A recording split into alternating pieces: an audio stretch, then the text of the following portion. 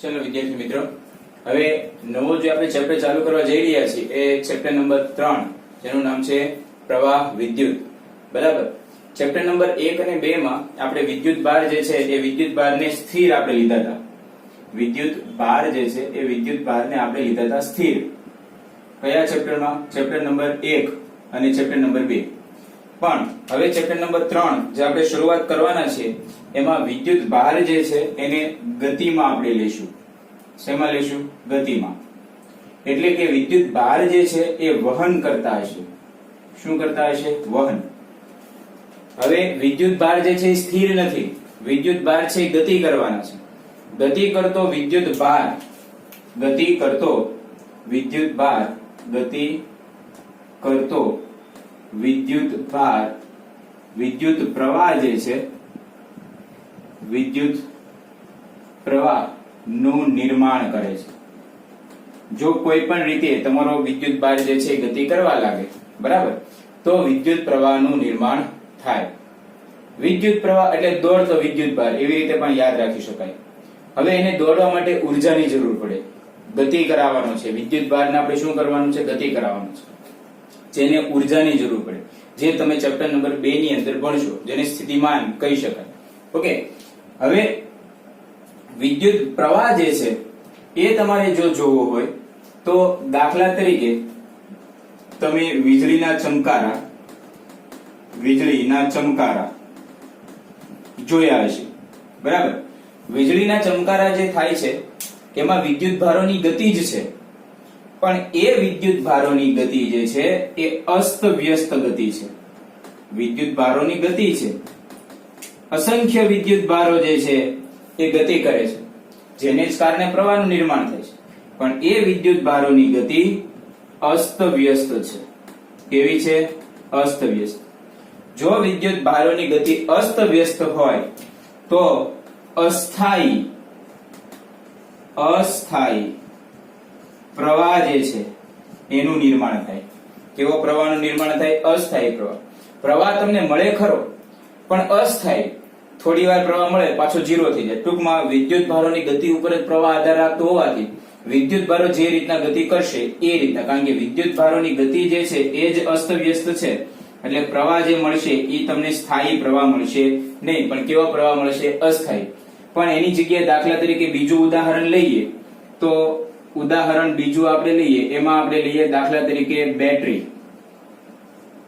બેટરીને સેલ પણ કહી શકાય, અથવા તો ટોર્ચ લાઇટ. ઓકે, ટોર્ચમાં વપરાતી બેટરી, સેલ, ઓકે, અને ઘડિયાળ. આ બધા ઉદાહરણ છે, પણ આપણે એવી રીતે નહીં લખીએ. ઘડિયાળ અને ટોર્ચમાં વપરાતા સેલ, ઘડિયાળ અને ટોર્ચ માં વપરાતા સેલ અથવા આપણે એને બેટરી નામ આપીએ છીએ. તો એમાં તમે જોયું હશે કે એમાં જે તમને પ્રવાહ મળે છે એ પ્રવાહ એક ધારો મળે છે, એમાં બદલાવ મળતો નથી. એમાં વિદ્યુત ભારો જે છે એ ગતિ કરતા હશે, પણ એની ગતિ કેવી હશે? સ્થિર ગતિ હશે. જો વિદ્યુત ભારો સ્થિર ગતિ કરતા હોય, ઓકે, તો જે પ્રવાહનું નિર્માણ થશે એને સ્થાયી વહન અથવા તો સ્થાયી પ્રવાહ એવું કહેવાય. ટૂંકમાં પ્રવાહ જે છે એ અસ્થાયી પણ હોઈ શકે અને સ્થાયી હોઈ શકે. અહીંયા સ્થિર ગતિનો મતલબ તમારે એવો સમજવાનો છે કે વિદ્યુત ભારો જે છે એ અસ્ત વ્યસ્ત ગતિ કરતા નથી, એક જ દિશામાં ગતિ કરે છે અને ચોક્કસ વેગ સાથે, ચોક્કસ એનો વેગ છે, ચોક્કસ એની ઝડપ છે, એની સાથે ગતિ કરે છે, એટલે તમને સ્થાયી પ્રવાહ જે છે એ મળે છે. હવે એમાં આપણે આગળ જઈએ તો વિદ્યુત પ્રવાહ એટલે આ તો એની બંધારણીય પ્રસ્તાવના હતી. હવે આપણે આગળ જઈએ તો વિદ્યુત પ્રવાહ વિશે આપણે માહિતી મેળવીએ. ખરેખર વિદ્યુત પ્રવાહ એટલે શું? તો વિદ્યુત પ્રવાહ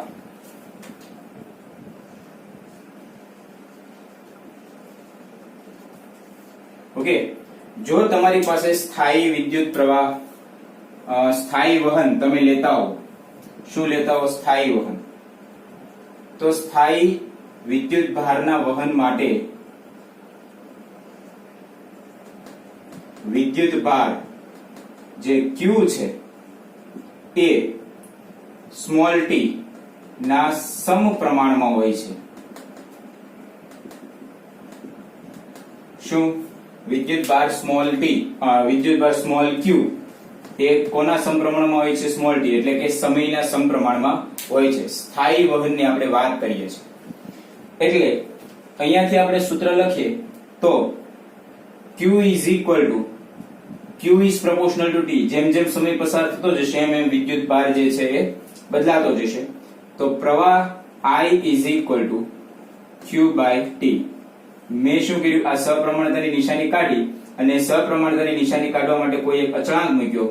જે I જે છે એને કહેવાશે વિદ્યુત પ્રવાહ. આ I જે છે એનું નામ શું છે? વિદ્યુત પ્રવાહ. આ તો સ્થાયી વહન. માની લો કે તમારી પાસે અસ્થાયી વહન હોય તો અસ્થાયી વહન માટે કોઈ ચોક્કસ હોતું નથી કે કેટલા આડછેદમાંથી કેટલો વિદ્યુતભાર પસાર થાય.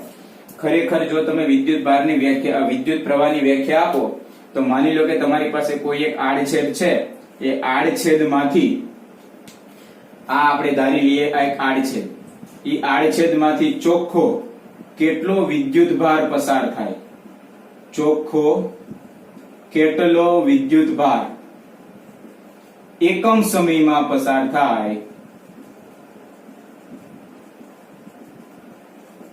એને શું કહેવાય છે? વિદ્યુત પ્રવાહ. આડછેદમાંથી ચોખ્ખો કેટલો વિદ્યુતભાર એકમ સમયમાં પસાર થાય એને શું કહેવાય છે? વિદ્યુત પ્રવાહ. પણ હવે આપણે થોડુંક આગળ જોઈએ.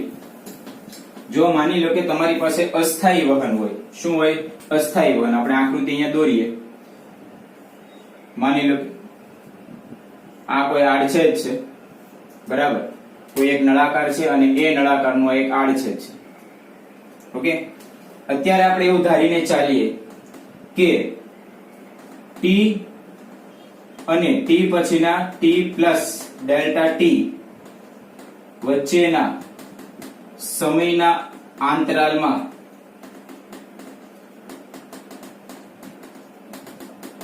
ડેલ્ટા Q જેટલો વિદ્યુતભાર ડેલ્ટા T સમયમાં પસાર થાય તો હવે જો એ એવું કહે છે કે માની લો કે આ તમારી પાસે એક આડછેદ છે, એ આડછેદમાંથી ઓકે અત્યારે ફિક્સ નથી કે આટલો જ વિદ્યુતભાર પસાર થાય છે, એટલે એને શું કર્યું કે રેન્ડમ લીધું છે કે ડેલ્ટા T જેટલા સમયમાં T અને T પ્લસ ડેલ્ટા T, એટલે આ સમયની બાદબાકી કરો એટલે ડેલ્ટા T સમયમાં કેટલો વિદ્યુતભાર પસાર થાય છે? તો કે ડેલ્ટા Q જેટલો. તો તમારું પ્રવાહ જે છે એનું સૂત્ર જેને એ લોકો નામ આપશે સરેરાશ પ્રવાહ, એ સરેરાશ પ્રવાહ I આમ ત્રિકોણ વડે દર્શાવવાનો is equal to delta Q by delta T થશે. જો તમે limit delta T tends to 0 કરશો તો આને આ સૂત્ર I is equal to dq by dt થશે, જે ઓલરેડી તમને ખબર છે. ઓકે, હવે આપણે ચર્ચા કરીએ એકમ.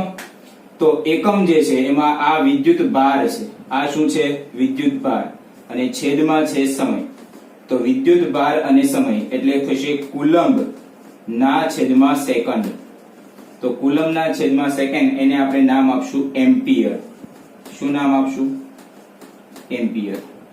એટલે એમ્પિયર જે છે એ થઈ જશે વિદ્યુત પ્રવાહનો એકમ. ઓકે, જો તમારે પારિમાણિક સૂત્ર જોતું હોય તો પારિમાણિક સૂત્ર પણ બની જાય MLTA. ખાલી A1 કરી દઈએ, બાકી બધાને કરી દઈએ 0. M0 L0 T0 અને A1 ડાયરેક્ટ એમ્પિયર માટે A1 લખ્યું છે. ઓકે, આ પણ એક એનું પારિમાણિક સૂત્ર થાય. બીજું વિદ્યુત પ્રવાહ જે છે એ વિદ્યુત પ્રવાહ અદિશ ભૌતિક રાશિ છે. કેવી ભૌતિક રાશિ છે? અદિશ ભૌતિક રાશિ. તેને દર્શાવવા માટે દિશાની જરૂર પડતી નથી. બીજી એક અગત્યની વાત કે તમે પ્રવાહની દિશા, ખરેખર ઘણીવાર પ્રવાહ દોરવાનો થાય તો પ્રવાહ તમે દોરો છો કે ભાઈ ડાબી બાજુથી જમણી બાજુ અથવા તો જમણી બાજુથી ડાબી બાજુ, આવી રીતે પ્રવાહ દોરો છો, પણ એની કોઈ ચોક્કસ દિશા હોતી નથી, કારણ કે એ તો દોરવા માટે તમે સાઇન આપી છે. એની કોઈ દિશા જે છે એ વાસ્તવમાં છે નહીં. આ ઉપરાંત જો તમારે 1 એમ્પિયર ની વ્યાખ્યા આપવી હોય, બરાબર, પેલા પ્રોપર વિદ્યુત પ્રવાહની આપણે વ્યાખ્યા આપી દઈએ કે વિદ્યુત પ્રવાહ ની પ્રોપર વ્યાખ્યા, તો વાહકના કોઈ પણ આડછેદમાંથી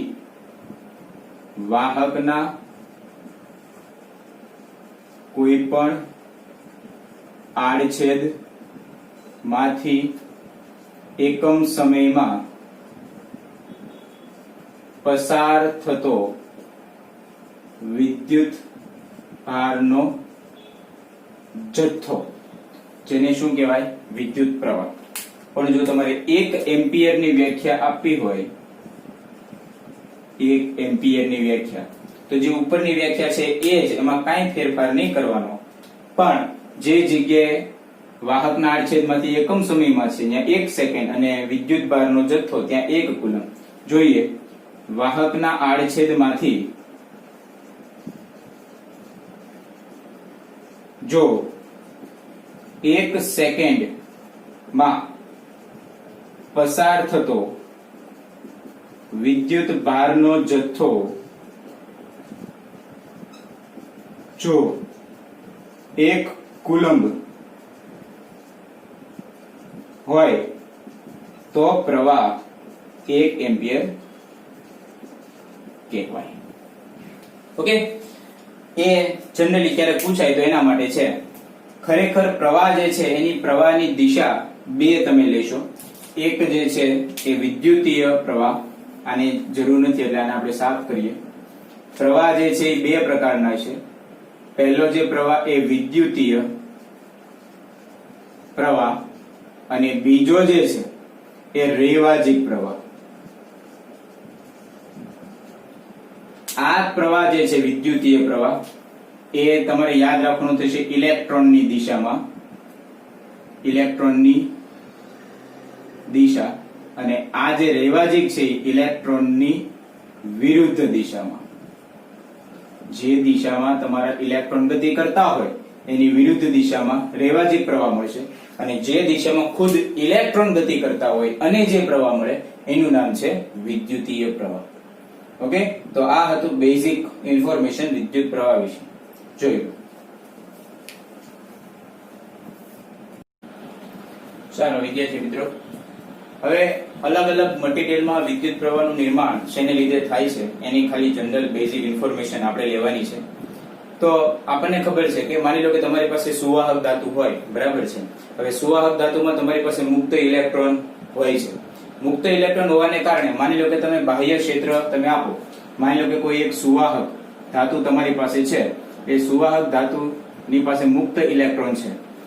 હવે આ ધાતુ જે છે એને તમે ક્ષેત્રની અંદર મૂકશો, માની લો કે આ ધન વિદ્યુત ભારિત, આ ઋણ વિદ્યુત ભારિત પ્લેટ, તો થશે શું કે જે આ મુક્ત ઇલેક્ટ્રોન જે છે એ મુક્ત ઇલેક્ટ્રોન જે છે એ ધન વિદ્યુત ભારિત પ્લેટ તરફ ગતિ કરવા લાગશે.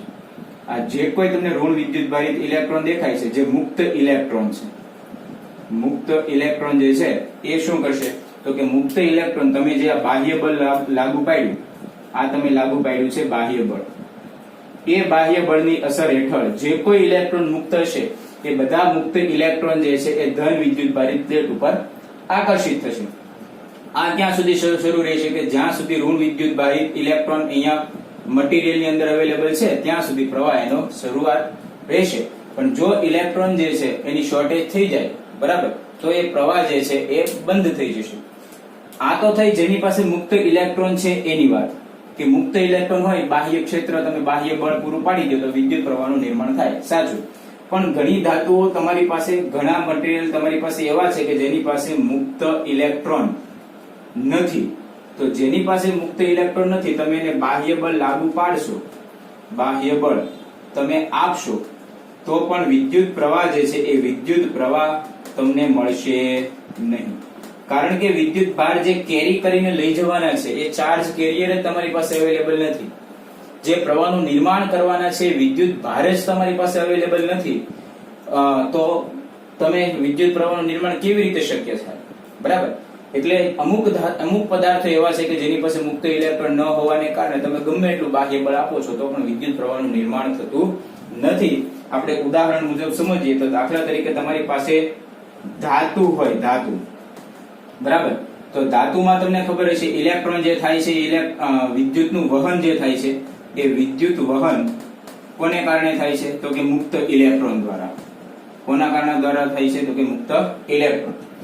એવી જ રીતે વિદ્યુત વિભાજ્ય દ્રાવણ તમારે કેમિસ્ટ્રીમાં આવ્યું હશે, વિદ્યુત વિભાજ્ય દ્રાવણ, વિદ્યુત દ્રાવણ અત્યારે એવું નામ આપું છું. તો વિદ્યુત દ્રાવણ હોય તો એમાં પણ વિદ્યુત પ્રવાહનું વહન થાય.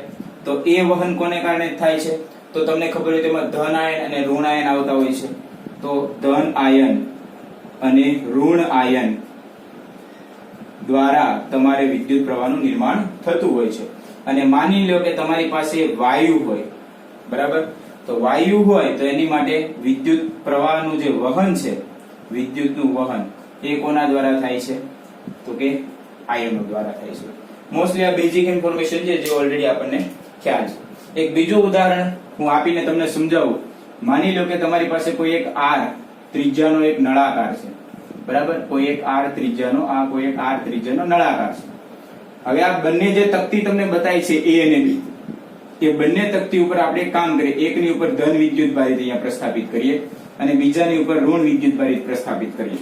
એટલે આકૃતિમાં તમને જેમ બતાય એ મુજબ આ પ્લેટ ઉપર આપણે ધન વિદ્યુત ભારિત પ્રસ્થાપિત કરીએ અને આ પ્લેટ ઉપર આપણે ઋણ વિદ્યુત ભારિત પ્રસ્થાપિત કરીએ અને એને જોડી દઈએ.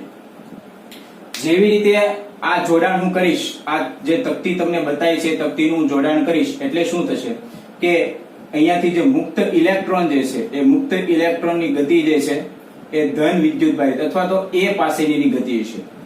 કારણ કે એક બાજુનો છેડો તમારો ધન અને બીજી જ બાજુનો છેડો તમારો થઈ ગયો ઋણ. એટલે નળાકારની અંદર તમારે ધન થી ઋણ દિશામાં વિદ્યુત ક્ષેત્રનું નિર્માણ થશે. એ વિદ્યુત ક્ષેત્રની અસરને કારણે, એ વિદ્યુત બળની અસરને કારણે જે મુક્ત ઇલેક્ટ્રોન જે હશે, એ મુક્ત ઇલેક્ટ્રોન ધીમે ધીમે કરતા બધા જે છે એ ઉપર આવતા રહેશે. ત્યાં સુધી વિદ્યુત પ્રવાહ નિર્માણ થશે જ્યાં સુધી તમારી પાસે મુક્ત ઇલેક્ટ્રોન અવેલેબલ હોય ત્યાં સુધી અહીંયા વિદ્યુત પ્રવાહનું નિર્માણ, મુક્ત ઇલેક્ટ્રોન આવતા જશે અને વિદ્યુત પ્રવાહનું નિર્માણ થતું રહેશે.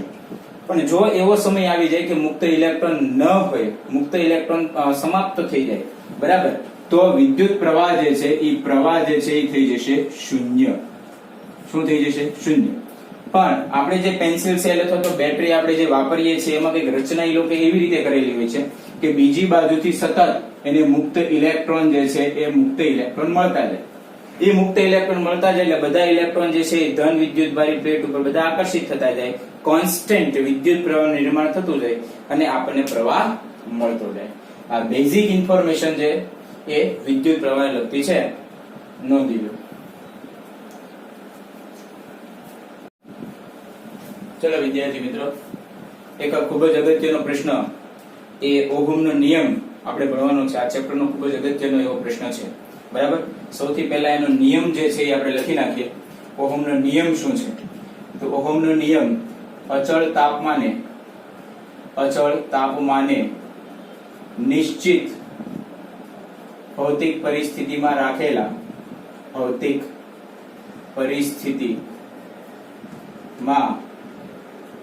રાખેલ વાહક તારના બે છેડા વચ્ચેનો વિદ્યુત સ્થિતિમાન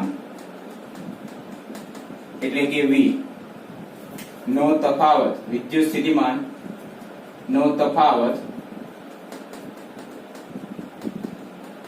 એ પ્રવાહમાંથી, એ વાહકમાંથી પસાર થતા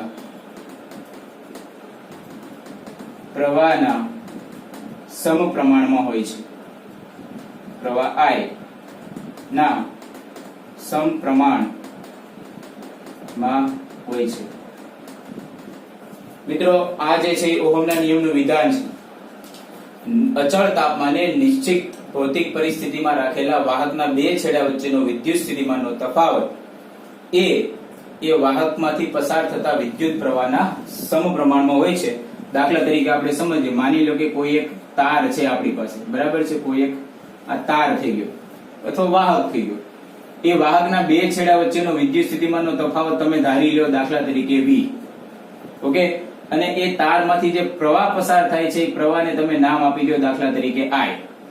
એટલે અહીંયા ઓહમ એવું કહેવા માંગે છે કે એ તારના બે છેડા વચ્ચેનો વિદ્યુત સ્થિતિમાનનો તફાવત V અને જે પ્રવાહ પસાર થાય I એ બંને એકબીજાના સમપ્રમાણમાં હોય છે.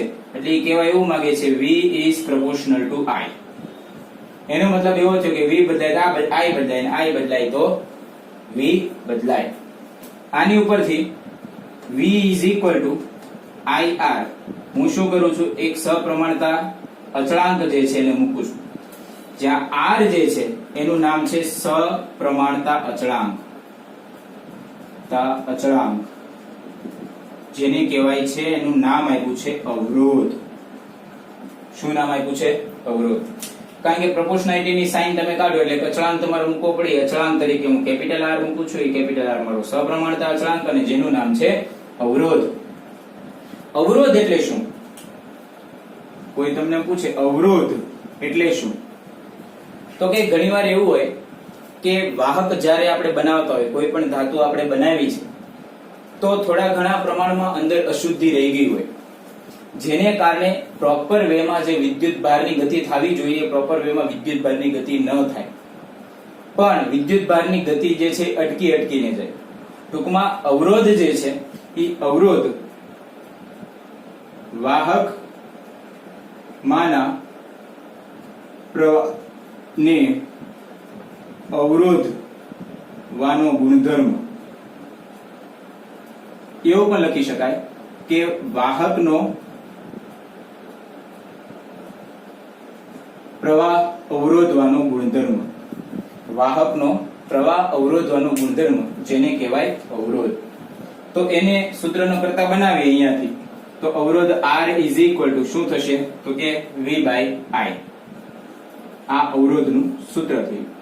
એકમ જો આપણે લખવો હોય અવરોધનો તો એકમ શું થશે, તો આ તો વિદ્યુત સ્થિતિમાન છે તો વિદ્યુત સ્થિતિમાન વોલ્ટમાં થશે, અને આ પ્રવાહ છે એટલે પ્રવાહ થશે એમ્પિયરમાં. એટલે વોલ્ટ બાય એમ્પિયર એટલે નામ આપ્યું છે ohm is equal to volt by ampere.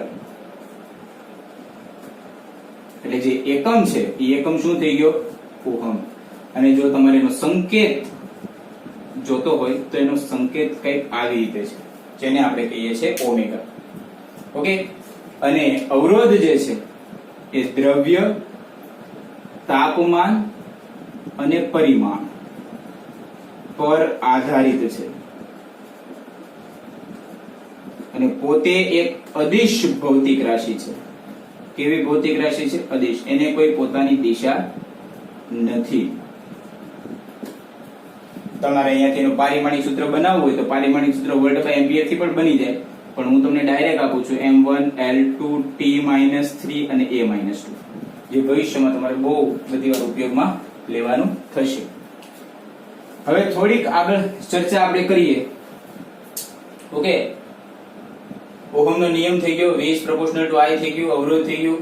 અવરોધ શું છે એ કહી દીધું. વાહકની અંદર પ્રવાહ અવરોધનો ગુણધર્મ જેને કહેવાય અવરોધ. બરાબર. પછી એનો એકમ આવી ગયો, એનો સંકેત આવી ગયો, અને કોના ઉપર આધારિત છે એ આપણે ચર્ચા કરી. એટલું તમે નોંધી લો. ચલો વિદ્યાર્થી મિત્રો, તો હવે આપણે અવરોધનું સૂત્ર જોયું. અવરોધ R is equal to V by I. આ અવરોધનું સૂત્ર થયું. બરાબર. અને આપણે એવી ચર્ચા કરી કે અવરોધ જે છે એ પરિમાણ ઉપર આધાર રાખે છે. હવે આપણે ઉદાહરણ દ્વારા સમજીએ કે અવરોધ R જે છે એ પરિમાણ ઉપર કેવી રીતે આધાર રાખે છે. તો એના માટે એક કામ કરીએ. પહેલા એક A આડછેદ ધરાવતો અને L લંબાઈનો એક નળાકાર આપણે વિચારીએ. આ એક નળાકાર છે જેની લંબાઈ જે છે એ L છે અને આડછેદનું ક્ષેત્રફળ જે છે એ A છે. બરાબર. એના બે છેડા વચ્ચેનો વિદ્યુત સ્થિતિમાનનો તફાવત જે છે એ વિદ્યુત સ્થિતિમાનનો તફાવત V આપણે લઈ લઈએ. અવરોધ જે છે એ આપણે R ધારી લઈએ, અને એમાંથી પસાર થતો પ્રવાહ જે છે એ લઈ લઈએ આપણે I. બરાબર. એટલે આ જે નળાકાર છે એનો અવરોધ તમારે લખવો હોય તો અવરોધ R is equal to V by I આ સૂત્ર મુજબ લખી શકાય. પણ હવે બીજું ઉદાહરણ લઈએ. બીજા ઉદાહરણમાં આવો જે નળાકાર છે એવા બે સરખા નળાકાર, માની લો કે બે એવા સરખા નળાકાર કે જેનું આડછેદનું ક્ષેત્રફળ A હોય, પણ આડછેદનું ક્ષેત્રફળ a હોય અને લંબાઈ l હોય એવા બે નળાકાર એકબીજાની સાથે મેં ગોઠવ્યા છે. આ બે નળાકાર બંનેને એકબીજાની સાથે ગોઠવ્યા છે. કે આ પહેલો નળાકાર અને એની સાથે આ બીજો નળાકાર. આ થઈ ગયો તમારો પહેલો નળાકાર અને એની સાથે આ બીજો નળાકાર. ઓકે, એટલે નળાકારનું જે આડછેદનું ક્ષેત્રફળ છે એ તો a ઓલરેડી છે જ. ઓકે, લંબાઈ જે છે એ પણ એક જ સરખી લાગવું જોઈએ. લંબાઈ એક જ સરખી. આ લંબાઈ પણ l અને આ લંબાઈ પણ l. બંનેને અહીંયાથી જોડી દીધા આપણે. બરાબર. તો આ છેડા અને આ છેડા વચ્ચેનો વિદ્યુત સ્થિતિમાનનો તફાવત આપણે લેવો પડે. હવે આ જે નળાકાર છે એની લંબાઈ l, આ જે નળાકાર છે એની લંબાઈ l, આ જે નળાકાર છે એનું આડછેદનું ક્ષેત્રફળ a, આ નળાકાર એનું આડછેદનું ક્ષેત્રફળ a. ઓકે, જે પ્રવાહ પસાર થવાનો એ પ્રવાહ આ નળાકારમાંથી જે પ્રવાહ પસાર થાય એ જ પ્રવાહ અહીંયાથી પસાર થવાનો. એટલે પ્રવાહના કોઈ ભાગલા પડવાના નથી. જો પ્રવાહના ભાગલા ન પડે તો વિદ્યુત સ્થિતિમાનના ભાગલા પડવા જોઈએ. અહીંયા જે છે માની લો કે વિદ્યુત સ્થિતિમાન આપણે V1 બરાબર V ધારી લઈએ. અહીંયા આપણે વિદ્યુત સ્થિતિમાન V2 બરાબર V ધારી લઈએ. તો કુલ વિદ્યુત સ્થિતિમાન જો આપણે લખીએ તો કુલ વિદ્યુત સ્થિતિમાન V' ઇઝ ઇક્વલ ટુ શું થાય તો કે V1 પ્લસ V2. પણ V' જે છે તમારું કેટલું થઈ જશે 2V, કારણ કે V પ્લસ V એટલે થઈ ગયું 2V. હવે નવો અવરોધ તમે ગણો તો નવો અવરોધ R' is equal to V' by I સૂત્ર આવશે. પ્રવાહ જે છે આ કેસમાં આ કેસમાં બદલાવાનો નહીં એટલે પ્રવાહ મેં બદલાયો નથી. એટલે નવો જે અવરોધ છે R' એ થશે V'. V' ની જગ્યાએ થશે 2V બાય I. બરાબર. હવે 2V બાય I તો V બાય I તો ઓલરેડી આપણી પાસે અવરોધ હતો જ. એટલે નવો અવરોધ R' is equal two 2R. જો વિદ્યાર્થી મિત્રો અહીંયા તમે શું કર્યું? અહીંયા તમે લંબાઈ ડબલ કરી. શું કરી? લંબાઈ બમણી કરી અથવા તો ડબલ. તો લંબાઈ જો તમે બમણી કરો તો તમારો અવરોધ જે છે એ શું થઈ ગયો? બમણો. લંબાઈ બમણી કરતા અવરોધ પણ શું થઈ ગયો? બમણો. ઓકે, એટલે તમે અહીંયા એવું લખી શકો કે R is proportional to L અથવા તો L is proportional to I. બરાબર. એટલે કે એવો ખ્યાલ આવે કે જો લંબાઈ આપણે ડબલ કરશું તો અવરોધ જે છે એ પણ શું થઈ જશે? ડબલ થઈ જશે. હવે આપણે આ જ કિસ્સો લઈએ પણ એમાં થોડીક અલગ. માની લો કે આ a આડછેદનો જે નળાકાર હતો એને વચ્ચેથી બે ભાગ કરીએ. જે a આડછેદનો હતો એની બદલે બે નળાકાર a/2 ના લઈએ. એટલે માની લો કે હવે મારી પાસે બે નળાકાર છે જેની લંબાઈ તો એઝ ઇટ ઇઝ જ છે. લંબાઈમાં કોઈ પણ પ્રકારનો ફેરફાર આપણે કરતા નથી. પણ એ બંને નળાકાર જે છે એનું આડછેદનું ક્ષેત્રફળ, ઉપરનાનું આડછેદનું ક્ષેત્રફળ a/2, નીચેનાનું પણ આડછેદનું ક્ષેત્રફળ a/2. એટલે હવે શું થશે? બંનેના આડછેદના ક્ષેત્રફળ a/2 બંનેને આપણે જોડીએ કોઈ એક બિંદુ સાથે. ઓકે, તો હવે જે પ્રવાહ જે છે લંબાઈ જે છે તો L જ છે, એમાં કોઈ ફેરફાર નથી. પ્રવાહ જે અહીંયાથી I નામનો આવશે એ I નામનો પ્રવાહ જ્યારે અહીંયા આવશે એટલે અહીંયા પ્રવાહ થઈ જશે I/2 અને અહીંયા પણ પ્રવાહ થઈ જશે I/2. અને આ બે છેડા વચ્ચે વિદ્યુત સ્થિતિમાનનો તફાવત જો તમારે જોતો હોય તો વિદ્યુત સ્થિતિમાનના તફાવતને તમે નામ આપી દો. દાખલા તરીકે V. તો અવરોધ R is equal to V by I સૂત્ર થાય. પણ આ કેસમાં તમારી પાસે I/2 છે તો નવો અવરોધ R' નામ આપીએ. R' ઇઝ ઇક્વલ ટુ શું થઈ ગયું તો કે 2V બાય I. એટલે R' V બાય I ની જગ્યાએ આપણી પાસે છે R. એટલે આ થઈ ગયું તમારું 2R. તમે જો અહીંયા શું કર્યું? તમે આડછેદ જે છે અડધો કર્યો. પહેલા જે નળાકાર આખો A નામના આડછેદનો હતો, આ A આડછેદ છે. હવે તમે શું કર્યું? વચ્ચેથી બે ભાગ કર્યા અને બે નળાકાર બનાવ્યા. એક ઉપરનો નળાકાર અને આ નીચેનો નળાકાર. ઓકે, તો હવે બંનેના આડછેદ કેટલા થઈ ગયા? a/2 a/2. એટલે અહીંયાથી તમે એવું તારણ લગાવી શકો કે આડછેદનું ક્ષેત્રફળ અડધું કર્યું. શું કર્યું? આડછેદનું ક્ષેત્રફળ અડધું. આડછેદ તમે કર્યો અડધો તો અવરોધ જે છે એ અવરોધ થઈ ગયો બમણો. ઓકે, તો એનો મતલબ એવો થાય, અહીંયા આપણે એવું લખ્યું કે R is proportional to L, તો અહીંયા આપણે એવું લખી શકાય કે R is proportional to 1/A. જો ને આને અડધું કરો તો a/2 થાય, છેદનો છેદ ગયો અંશમાં, તો અવરોધ કેટલો થઈ ગયો? 2 ગણો. તો આ એક્ઝામ્પલ ઉપરથી, આ ઉદાહરણ ઉપરથી આપણને એવો ખ્યાલ આવે કે અવરોધ જે છે એ લંબાઈના સમપ્રમાણમાં ચલે છે અને આડછેદના વ્યસ્ત પ્રમાણમાં ચલે છે. ઓકે, આ બંને જે સમીકરણો છે એ ધ્યાનમાં લઈ આપણે આગળની સૂત્ર તારવણી કરીએ. તો બંને સમીકરણ ધ્યાનમાં તમે રાખજો. R is proportional to L છે અને R is inversely proportional to A છે. તો ચાલો, અવરોધ R જે છે એ લંબાઈના સમપ્રમાણમાં અને અવરોધ R જે છે એ ક્ષેત્રફળના વ્યસ્ત પ્રમાણમાં, આ બંનેને આપણે ભેગા કરીએ તો R is proportional to L by A થશે. હવે સપ્રમાણતાની નિશાની કાઢીએ એટલે R is equal to rho L by A થશે. એમાં જે રો છે એ તમારો સપ્રમાણતા અચળાંક છે. શું છે? સપ્રમાણતા અચળાંક. અને જેનું નામ આપ્યું છે અવરોધકતા. શું નામ આપ્યું છે? અવરોધકતા. એનું સૂત્ર જોતું હોય તો એનું બી સૂત્ર મળે, એને કરતા બનાવો. Rho is equal to RA by L.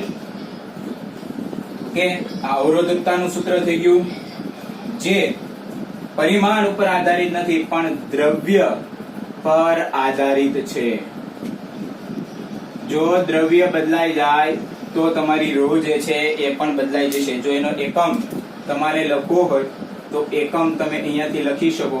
જોજો, અવરોધનો એકમ ઓહમ, આનો મીટર સ્ક્વેર અને આનો મીટર, બરાબર?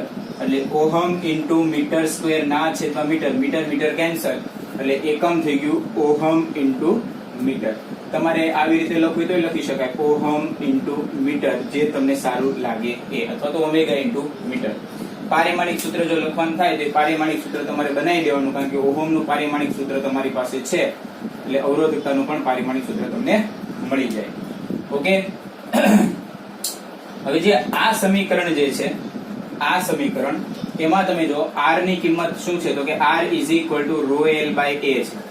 અને ઓહમના નિયમ મુજબ આપણે V is equal to શું લખીએ છીએ તો V is equal to IR. તો V is equal to I ને આપણે એમ રાખીએ, R ની જગ્યાએ rho L by A લખી શકાય. તો એક નવું સમીકરણ મને મળે, V is equal to I rho L by A. એમાં તમે અહીંયા ધ્યાન આપો વિદ્યાર્થી મિત્રો, આ વસ્તુ જે તમને દેખાય છે એ શું છે? એ છે I by A, એટલે પ્રવાહના છેદમાં ક્ષેત્રફળ, જેને એ લોકોએ નામ આપ્યું છે પ્રવાહ ઘનતા. આખું નામ એનું વિદ્યુત પ્રવાહ ઘનતા છે, પણ અત્યારે હું શોર્ટમાં લખું છું પ્રવાહ ઘનતા, જેને એ લોકો દર્શાવે છે J વડે. શેના વડે દર્શાવે છે? J. તમને કોઈ સૂત્ર પૂછે તો J is equal to I by A. અને વ્યાખ્યા જો લખવાની થાય તો વ્યાખ્યા એવી રીતે લખવાની થાય વિદ્યુત પ્રવાહ ઘનતાની, વાહકના આડછેદમાંથી લંબ રૂપે પસાર થતો પ્રવાહ. વાહકના આડછેદમાંથી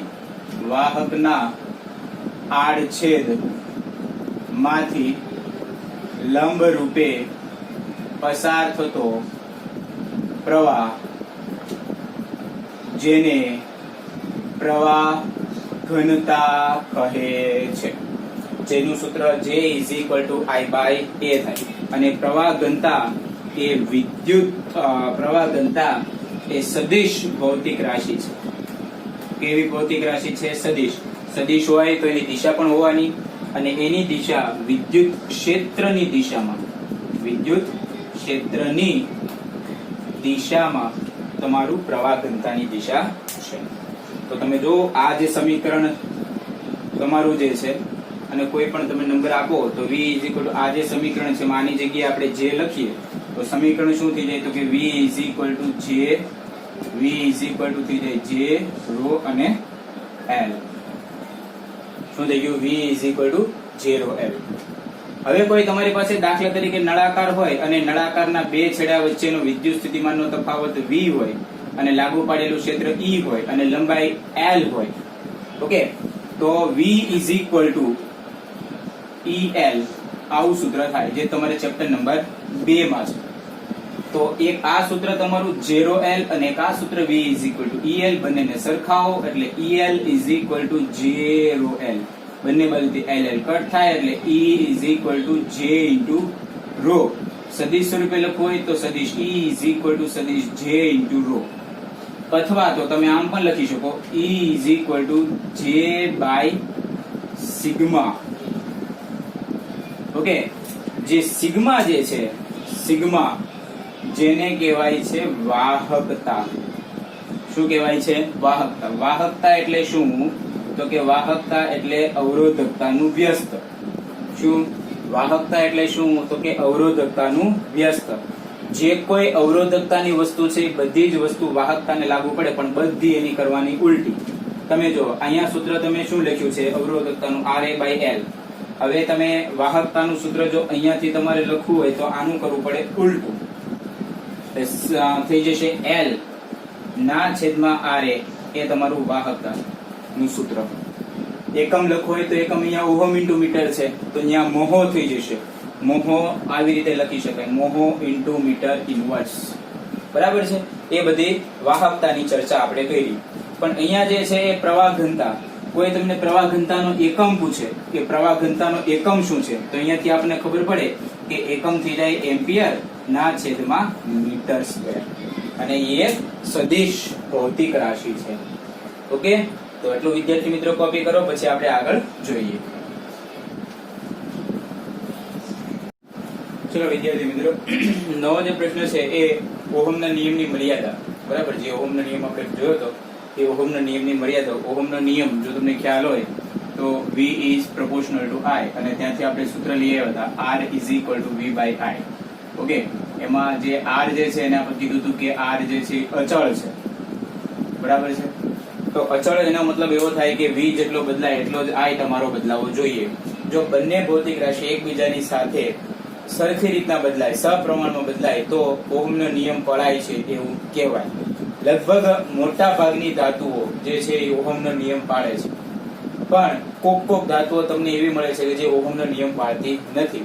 બરાબર, જે ધાતુઓ ઓહમનો નિયમ પાળે છે એની માટે જો તમે V વર્સિસ I નો ગ્રાફ તમે દોરશો તો V વર્સિસ I નો ગ્રાફ તમને એકદમ સ્ટ્રેટ લાઈન સુરેખ જ મળશે.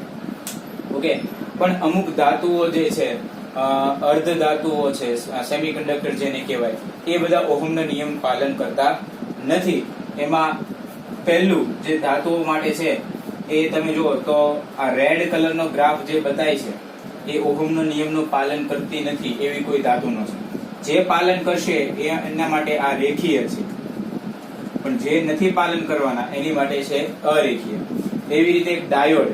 બરાબર, આ તમારે આગળના ચેપ્ટરમાં ઊંડાણપૂર્વક સેમિકન્ડક્ટર્સની અંદર ભણવાનું આવશે. ઓકે, એમાં તમે જુઓ તો V અને I. અહીંયા મેં શું કર્યું? V ને અચળ રાખ્યો, પણ V ની દિશા જે છે એ ઉલટાવી. બરાબર, V પોઝિટિવ માંથી મેં કરી દીધો નેગેટિવ. તો એની સામે તમને પ્રવાહની કિંમત પણ એ રીતે જ મળવી જોઈએ જો ઓહમનો નિયમ પડાતો હોય તો. પણ અહીંયા ઓહમનો નિયમ પડાતો નથી. આવી વર્તણૂક આપણે જેની અંદર જોવા મળે છે એનું નામ છે ડાયોડ. બરાબર, અને હજી આપણે આગળ જઈએ ગેલિયમ આર્સેનાઇડ. એની અંદર પણ આપણે વોલ્ટેજ અને પ્રવાહ નો સંબંધ જે છે એ રેખીય જોવા મળતો નથી. વોલ્ટેજ પ્રવાહના કોઈ એક બિંદુ માટે, તમે જો આ પ્રવાહનું કોઈ એક બિંદુ છે, એ પ્રવાહના એક બિંદુ માટે વોલ્ટેજના તમને 2 મૂલ્ય મળે છે. બરાબર, અથવા તો વોલ્ટેજના 2 મૂલ્ય માટે તમને પ્રવાહનું જે છે એક જ મૂલ્ય મળે છે. એટલે આ બધી વસ્તુ જે છે એ ઓહમના નિયમની મર્યાદા થઈ કે બધી જ ધાતુઓ અમુક ધાતુઓ સેમિકન્ડક્ટર્સ અને ગેલિયમ આર્સેનાઇડ જેવા તત્વો જે છે એ ઓહમના નિયમનું પાલન કરતા નથી, અને એની વર્તણૂક દર્શાવતો ગ્રાફ જે છે એ અહીંયા દર્શાવેલો છે. જોઈ લો.